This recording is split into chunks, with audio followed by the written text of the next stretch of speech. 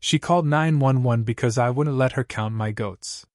Said I was hiding livestock in violation of HOA bylaws.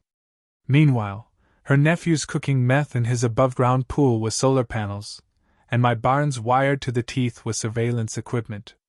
Welcome to Everpine Estates, where the lawns are fake, the smiles faker, and every third neighbor's a felon in a polo shirt. I was on my third pulled pork sandwich of the morning when she stomped across my gravel drive in those plastic orthopedic wedges she calls shoes. Clipboard in hand, hair helmeted in Aquanet aggression, Karen Barkley, president of our 5-person HOA, looked like the goddamn sheriff of cul-de-sac law.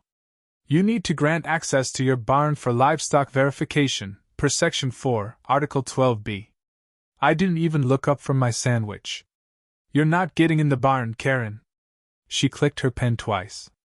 Aggressively. Like that would make me care. We've received anonymous reports. You mean your reports? Of excess goat activity. The limit is 4. I counted 6 last week. I wiped barbecue sauce off my chin and grinned. You counting from the sidewalk or up in a tree, lady? She didn't laugh. Karen never laughs unless it's at her own HOA jokes. If you don't comply, I'll be forced to notify law enforcement. I raised my eyebrows. Well, hell, let me help. I pulled out my phone and dialed 911 myself. Yeah, hi. There's a woman on my property threatening to violate federal jurisdiction.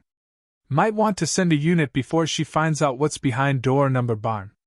I ended the call with a smile. She was already backing up, eyes narrowing. Federal jurisdiction? She snapped. Don't be ridiculous. She tried to peek through the barn's side window. Too bad it's lined with blackout shielding and reinforced steel panels. I didn't build a goat barn. I built a remote operations center disguised as a goat barn. I keep actual goats in the front to keep people from asking questions. They're adorable, dumb as bricks, and chew on her landscaping every Thursday. It's glorious. Cops showed up 5 minutes later. 2 local deputies. Good guys. They looked bored until I handed them my card. Their faces changed fast. One tipped his hat. The other said, Sorry to bother, Agent Collins. Everything all right here? Karen's jaw dropped. Agent? DEA agent? I turned to her real slow, like a magician revealing a trick. Yeah. The barn ain't just hay and goat farts, sweetheart. She went pale. You live here? Undercover? I shrugged. Retired. Technically. Still running ops. Don't tell the goats. The officer smirked, told her to quit trespassing, and left. She huffed all the way back to her golf cart, probably planning an emergency HOA meeting about rogue federal agents posing as livestock enthusiasts. Later that night, I reviewed the footage. My barn, wired with 12 live cams, motion sensors, and a goat cam named Bert, had picked up everything.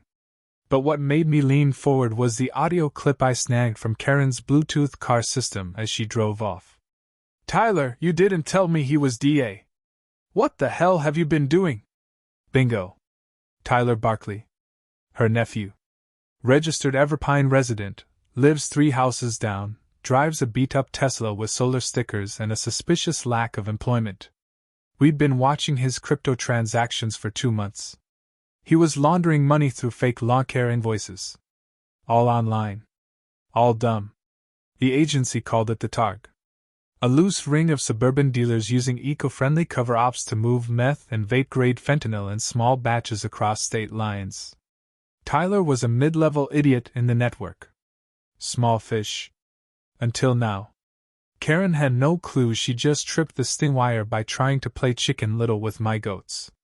She showed up again the next morning, this time with a tape measure and a smug smirk. I'm just here to measure fence height. Decorative fencing must not exceed 42 inches, per HOA guidelines. I leaned against the post with coffee in one hand, a pair of bolt cutters in the other. Karen, you get within 3 feet of my barn, and I'm gonna assume you're tampering with federal property. That's intimidation, she snapped. You'll hear from our legal subcommittee. I nodded slowly. And your nephew's gonna hear from the Targ task force. Say hi to Tyler for me. Tell him the goats say bye. Her eyes twitched. She turned and marched back like she was walking off a war crime. Inside the barn, I activated the thermal drone. Flew it right over Tyler's house. Picked up 3 heat signatures in the garage at 2 p.m. moving boxes. Tools. One of them was fiddling with what looked like a pool pump, only it was wired to a modified vape rig the size of a lawnmower engine. Dumb. So very dumb. I called it in. HQ confirmed. Tyler had just pinged in the network again. This time under the alias Solar Pharma TX. Real subtle, that one. We moved up the timeline. And me? I fired up the smoker, laid down a fresh brisket, and made a batch of my signature Carolina Gold sauce. Because nothing ruins a suburban drug operation quite like a pulled pork sting. You ever find out something so stupid it circles back around to dangerous? That's Tyler Barkley in a nutshell. Karen's nephew. 27, still wears bandanas like it's 2003, and lists his occupation as crypto supply chain strategist. Translation? He sells meth from his aunt's garage while pretending it's a blockchain startup. And somehow, he's on the Targ, our official list of suburban geniuses running illegal ops out of HOA-protected neighborhoods. The Targ isn't a cartel. It's worse. No hierarchy, no loyalty, just a network of delusional suburbanites laundering fentanyl through Etsy accounts and goat yoga classes. They all think they're too weird to be noticed. That's the camouflage. That's why we watch. And that's why I built my surveillance barn behind a bunch of actual goats. They're both dumb, loud, and guaranteed to distract every Karen within a 5-mile radius. Tyler's digital footprint was like a neon sign made of bad decisions. He used VPNs hosted on Raspberry Pis, cryptocurrency wallets registered to usernames like MethGod88. And he hosted a public Discord channel where he live-streamed energy experiments. One video had him vaping pure lithium while claiming he was inventing solar coke. I nearly arrested him just for the stupidity. But stupidity's useful when you want someone to lead you to the smarter ones. That's why I let Tyler run.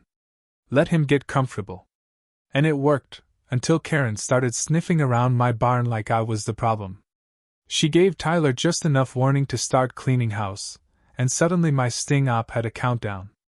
By Thursday, he'd dumped 2 burners, moved his router, and stopped taking deliveries. I adjusted. Ramped up the drone sweeps. Started intercepting his Bluetooth calls. Turns out, Karen still drives him to the pharmacy. Real professional setup. Ma, he said on one call, even though she wasn't his mom. I think the goat guy's a narc. He had that weird brisket again. You know the kind with mustard in it? Government brisket. Karen just sighed like she was tired of babysitting a criminal and a USDA inspector at the same time. He's a retiree. Probably PTSD. Or Mormon. Either way, I'm writing him up for that fence. We'll get him out the proper way. That's the thing with HOA folks like Karen. They don't believe in cause and effect. They believe in rules, forms, and warnings. She thought she could regulate me out of her neighborhood like I was a lawn violation. Never mind the fact that I was actively building a case against her family member with a federal badge and the full force of the DEA behind me. The next day, she filed a formal grievance. 8 pages, handwritten, delivered in a plastic sleeve. It accused me of livestock hoarding, non-compliant signage, unlicensed food vending, and suspicious-smelling cookouts. She even included photos. One of them had a goat licking a motion sensor I'd disguised as a salt lick. I laughed for 10 minutes. I filed the complaint under evidence of Karen. Kept it for the trial. Tyler, meanwhile, was getting twitchy. My thermal drone caught him digging something up in the backyard, probably trying to move product. He wasn't smart enough to leave town, just desperate enough to make a mistake. That's what I needed. Just one. And then he made it. I intercepted a group chat. Tyler's alias, Solar Pharma TX, was coordinating a drop, with 2 users flagged by the Bureau. Location? Right in Everpine Estates. He even dropped a GPS pin, Karen's garage. The plan was obvious. They'd use the HOA's blind spot, the idea that nothing illegal could possibly happen inside their own board president's home. Karen was going to play hostess to an interstate drug exchange without even knowing it. She probably thought they were setting up for a bake sale. I reported it up the chain. Authorization came back fast. We greenlit Operation Brisket Burn. My job was simple: host a neighborhood barbecue that gave the team plausible cover.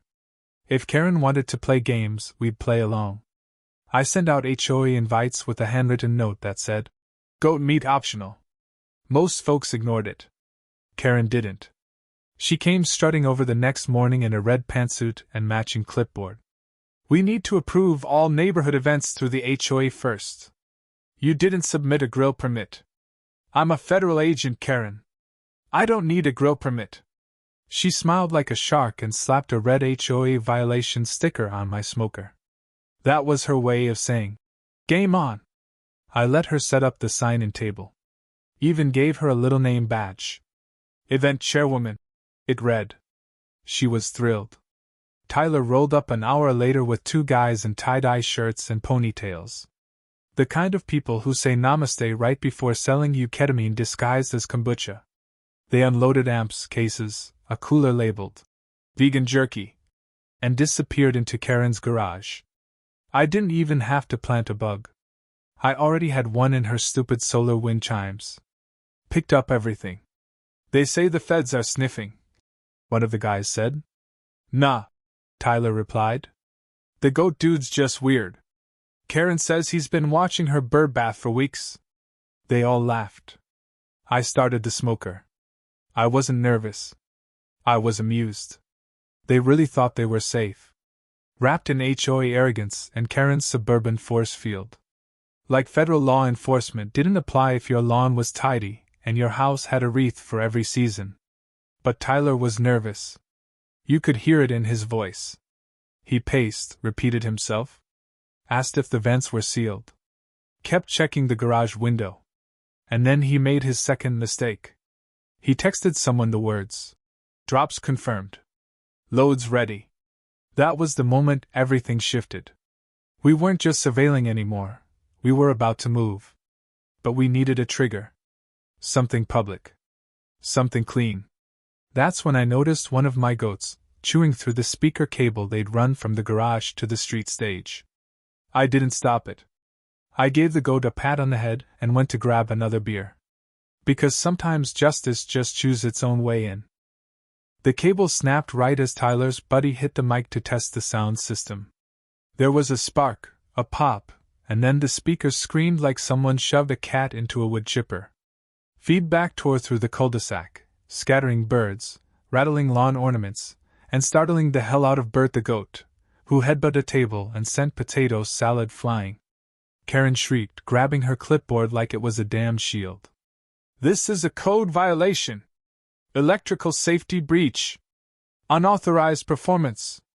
Meanwhile, Tyler was cursing and yanking wires out of the amp. His two crew members looked around like they were expecting to get tossed by lightning. I casually sipped from my lemonade, nodded at Deputy Mendez 2 houses down, and tipped my ball cap.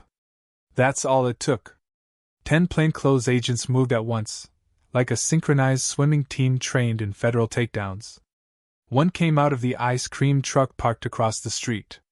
Another dropped from the treehouse disguised as a neighbor's kid. One of the guys had been pretending to grill hot dogs next door. The HOA had no idea their neighborhood was wired tighter than Fort Knox wrapped in bacon. Tyler made it to the edge of the driveway before a goat tripped him. Bert again. Damn hero. Tyler went down hard, face first into a lawn flamingo. One of his friends bolted and made it 10 steps before Mendez tackled him into a kiddie pool. The third guy froze, hands up, muttering something about being vegan and non-violent. Karen screamed, "What is happening? This is my garage! My garage!" She tried to block the entrance until Agent Reeves flashed his badge and said, "Federal warrant, ma'am." She fainted. Not all the way, Just the kind of faint where you still watch everything from the grass but pretend your dignity is unconscious. They pulled 6 plastic crates from Karen's garage, all labeled as organic wellness kits. Inside? Meth vials, portable lab rigs, encrypted phones, burner wallets, and one suspicious jar of what looked like vegan cheese. We left that one sealed. For safety. A drone zipped overhead, streaming the whole scene to HQ. Karen's name popped up on the warrant list: aiding and abetting, obstruction, harboring felons. She tried to argue, said she had no idea what Tyler was doing. But then we showed her the wiretap transcript where she told him, "Just put the boxes in the garage for now, no one checks HOA president property." She blinked, mouth open. "That was taken out of context," I said. "Sure it was. So was the part where you told him not to worry about the weird goat guy next door." She pointed at me like I'd killed her dog. You planned this whole thing?" I grinned. "I did. And the brisket's still warm if you want a slice." While the rest of the team swept the garage, I walked over to Tyler. He was cuffed, covered in grass stains, muttering to himself. "I knew you were sketchy," he said. "No one makes that good of a rub without secrets." I crouched next to him. "You almost made it, kid! But you forgot one thing." He looked up. I said, "Goats don't lie." We took statements, confiscated evidence, and packed up the op. Karen sat on the curb the entire time, watching her power crumble like a saltine under a truck tire. People came by to grab a plate, confused whether the barbecue was still on. I told them it absolutely was. Pulled pork waits for no man, nor felon. The highlight of the afternoon was when Channel 9 showed up for the local feel-good segment. They framed it as "Community Picnic Uncovers Meth Ring." A nice old lady from 2 streets over gave an interview while eating brisket, saying, "I always thought that Karen woman was a little too concerned about garbage bins. Now I know why." Karen lost it. Tried to shout down the reporter. Screamed about slander, fake agents, government setups. Said she'd sue everyone in a 3-mile radius. The reporter smiled, nodded, then turned to me and asked, "Agent Collins, is it true you've been undercover in this HOA for over a year?" I said, "Year and a half. Longest I've ever kept a straight face." She asked if I had a message for the community. I looked at the camera. "Yeah. Lock your garage. And don't trust the guy who says he's making vitamins with pool chemicals." By nightfall, the barbecue had turned into a celebration. Kids played cornhole next to the scene of a drug bust. A guy with a mullet played acoustic covers of Toby Keith songs. Someone started a fire pit in a wheelbarrow. HOA guidelines be damned. There was beer, gossip, and one rogue goat that kept trying to climb the trampoline. Karen retreated indoors, curtains drawn tight. Tyler was gone, already en route to a holding cell. Her little empire had collapsed in a single afternoon, and all because she couldn't mind her damn business about a goat barn. I sat back, ribs in hand, watching the stars come out. Agent Reeves sat beside me, chewing a toothpick. "You think she'll press charges against you for emotional distress?" he asked. "Probably. You worried?" I wiped sauce off my face. "She put a violation sticker on my smoker." This was personal. We clinked beer bottles and watched Bert headbutt a gnome into the bushes. By sunrise, the HOA sign was missing from Karen's yard. So was her clipboard. Probably thrown in the trash, or maybe burned in a ritualistic meltdown inside her cinnamon-scented living room. Her nephew, Tyler, was already on a federal transport headed south. The meth charges alone would net him 20. The digital laundering? That'd seal it. He was looking at more years than he'd been alive. The neighborhood didn't talk about it much, not directly. But you could hear it in the whispers, the sudden friendliness, the way people nodded when I walked by. The day after the bust, one neighbor left a pecan pie on my porch with a sticky note that just read, "For the brisket and the justice." I didn't even like pecan pie, but I appreciated the gesture. Karen wasn't seen for 3 days. She didn't come out, didn't attend the emergency HOA board meeting, and didn't respond to anyone's calls. When she did finally resurface, it was at dusk, wearing sunglasses and what looked like a church shawl over her head. She tried to pretend she was just out for a walk, but nobody bought it. The aura of supreme authority had cracked. Her reign was over. The board voted her out the next morning. Unanimous. Even her former loyalist, Doug from Lot 17, turned on her. Said he never trusted that woman with the bylaws anyway. I think he was just mad she once fined him for his lawn flamingos. The new HOA president was a retired librarian named Janine who believed in three things: potlucks, open communication, and minding your damn business. The neighborhood shifted fast. Suddenly, people didn't care as much about fence height or mailbox symmetry. They cared about keeping their heads down and their property lines clear. Karen tried to fight it. Sent out one last newsletter through her private mailing list. 8 pages of rambling nonsense, peppered with phrases like deep state entrapment, unlawful barn fortification, and psychological intimidation via livestock. She threatened lawsuits. Claimed the meth lab was a solar wellness experiment Tyler was conducting for a community startup. Even blamed me for weaponizing goats to sabotage her credibility. I printed it out and hung it on my barn fridge. But the damage was done. No one wanted to hear it anymore. The Karen dynasty had fallen, and no HOA warrior was rising to take her place. As for me, I stayed. The agency offered to pull me out, transfer me to another operation, maybe even actual retirement this time. I said no. I liked the goats. I liked the smoker. And I liked knowing that if any other HOA tin pot tyrant ever thought about flexing on federal surveillance, I'd be waiting, ribs glazed, badge polished, and the barn hot mic to the moon. I rebuilt the barn door. This time, I bolted on a metal sign that said, "Trespassers will be fed to the brisket." Folks laughed. But not too hard. Word spread. We didn't get new HOA tyrants after that. Just neighbors. Quiet, cautious, polite neighbors. Every now and then someone would ask about the bust, usually at a cookout, over a paper plate of smoked pork and corn salad. Was it really a meth ring? Was that really her nephew? Did that goat really take out a suspect? I'd just nod, chew, and tell them what they wanted to hear. Then came the interviews. Some local podcaster showed up with a mic and a dream, wanted to call the whole saga Suburbia Uncovered. I let him talk. Told the story like a legend. The barbecue sting, the goat-assisted takedown, Karen fainting onto her own mulch. He asked me if I ever missed the city, the real action. I said, "This is the real action."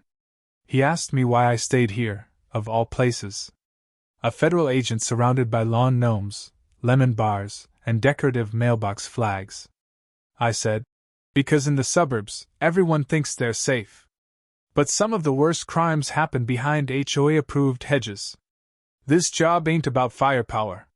It's about fertilizer, fake smiles, and fences built just high enough to hide secrets." He called that poetic. I called it Tuesday. Karen eventually sold the house. Rumors said she moved out of state. Florida, maybe? Or Wyoming. Somewhere with fewer bylaws to weaponize. She left behind the legacy of a woman who thought a clipboard could outrank a federal badge, and learned the hard way that goats aren't the dumbest animals in the neighborhood. Tyler pled out. 22 years, no parole. Last I heard, he got assigned to janitorial duty in a minimum security facility, and still thinks the government stole his meth coin idea. He tried to name me in his court statement as an aggressive provocateur, which only made the judge laugh. Bert the goat got a medal. I'm not joking. The agency mailed me a plaque for exemplary service in the line of snacks and surveillance.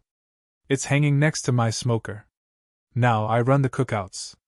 Monthly. Open invite. No clipboard required. Folks bring beer, pies, grilled vegetables, the occasional awkward story about how they used to think I was a weird loner. They're not wrong. I am a weird loner. I just happen to also be the guy who ended an HOA drug ring with pulled pork and tactical patience. If I've learned one thing, it's this: Suburbia isn't quiet because there's nothing going on. It's quiet because everyone's hoping their secrets are smaller than their neighbors. And when the wrong person starts poking around? Well, sometimes that person gets arrested. Sometimes they end up famous. And sometimes they end up like Karen, trying to micromanage a barbecue, only to get tackled by Justice, a drone, and a goat named Bert.